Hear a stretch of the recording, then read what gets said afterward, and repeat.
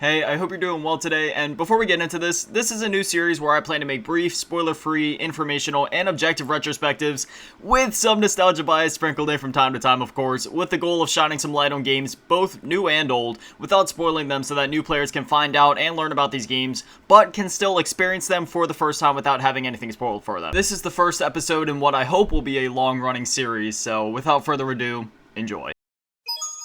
It's me, Mario! Super Mario 64, released in 1996, marked a groundbreaking shift in the gaming landscape. This beloved Nintendo 64 title revolutionized the platformer genre, pushing the boundaries of what was possible in a 3D video game experience. Today, we'll embark on a brief retrospective journey to explore how Super Mario 64 not only captured our imaginations, but also left an indelible mark on the gaming industry. From the moment players jumped into the magical paintings of Princess Peach's castle, they were transported to a vibrant and immersive 3D world. This was the plumber's first venture into the third dimension, and aside from dated camera controls, this game still holds up incredibly well to this day. Super Mario 64 introduced an unprecedented level of freedom and exploration, giving players the ability to traverse vast environments, uncover secrets, and interact with a wide array of characters. Though, I must admit, I wish you could interact with said characters a bit more than what is available in the base game. Looking at you, Yoshi, just sitting on the roof. But at the very least, the DS remake did remedy this issue. Now, you can't talk about Mario 64 without talking about the movement and the mechanics that come along with that. Mario's diverse moveset, including jumping, wall kicking, and triple jumping, allowed players to navigate the game's intricate levels with precision and finesse. Speedrunners are still finding new ways to control and manipulate this game's movement and mechanics to this day, and it never ceases to amaze me just how in-depth a seemingly simple moveset and set of mechanics truly is.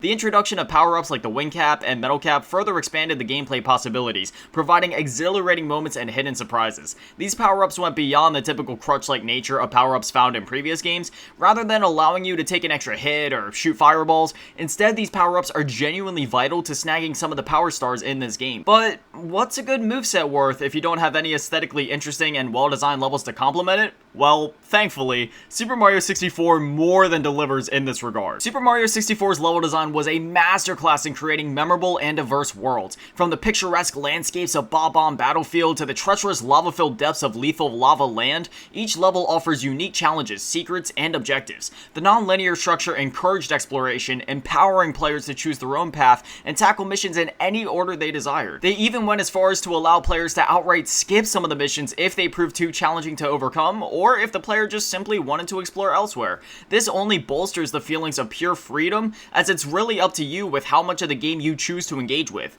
This is a formula that many other games have adopted over the years, such as SpongeBob Battle for Bikini Bottom and Jak and Daxter the Precursor Legacy, where you're only asked to collect a certain percentage of that game's Power Star equivalent, rather than collecting every single collectible in the game. Heck, even following Mario games have adopted this formula. Needless to say, Super Mario 64's level design, no, I should say the entire game's design, was simply ahead of its time. Super Mario 64's influence is still felt today, with its impact evident in subsequent Mario games and the wider gaming industry. It inspired a generation of game developers to push the boundaries of what was possible in 3D platformers, and its legacy can even be seen in titles as recent as Super Mario Odyssey and other platforming adventures. Things would be quite different in the world of platformers were it not for Super Mario 64. So for everything that this game did, not only for me when I played it as a kid, but also for everything that this game did to iterate, innovate, and revolutionize the platformer genre and video games as a whole, all I can say is thank you. Super Mario 64 will forever hold a special place in the hearts of gamers around the world.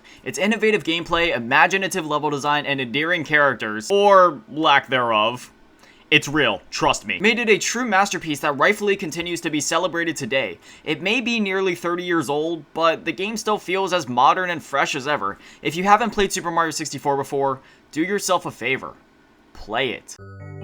As always, a massive shout out and thank you to all of my patrons and channel members. You know, a lot of YouTubers say this, and you know, I feel like the viewers don't always understand just how much we mean it, but seriously, the members and the patrons, you guys make these videos possible. So as always, a massive shout out and thank you to all of my patrons and channel members. Thank you to all of you in the low baller tier, and an even bigger shout out and thank you to all of you in the big baller tier, Mellow Last King and Big Daddy Matty, and the biggest shout out and thank you of all to all of you in the G tier, Ride Revengeance and Lil Cheese Girl. You guys are literal legends. Thank you. I love you. And again, again, you guys literally make these videos possible, so if you guys would like to support the channel further, there's links to all that in the description, whether you join the channel or become a patron. But as I always say, please do not feel pressured to do so. You guys watching the videos is more than enough support. It's just that if you guys take that extra step, well, it seriously means the world to me. Anyway, this was my first attempt at like a retrospective type video, and again, I'm trying to do like a different spin on the formula. A lot of people sit down and make like 30-minute to like 1 hour, sometimes multi-hour long videos, and there's nothing wrong with that. I absolutely love videos like that, and I watch them often. However, I wanted to put my own spin on the formula and just give like brief, quick, you know, to the point, just informational and objective retrospective reviews, so then, you know, we can kind of like shine a light on some of these older games, because believe it or not, when it comes to like the newer generation of gamers, a lot of them don't even know that games like Super Mario 64 exist. So the more eyes I can draw to games like this, the better, and hopefully this will help more people go out and discover and play these classics. If you guys have any like particular requests for future retrospectives, please let me know, but otherwise I have a few other ones that I've actually already started scripting, so I'm gonna go ahead and continue to work on those, and yeah, hopefully I'll hit you guys with another one of these videos soon. Thank you guys for watching, have an amazing day, stay beautiful, I love you all, peace.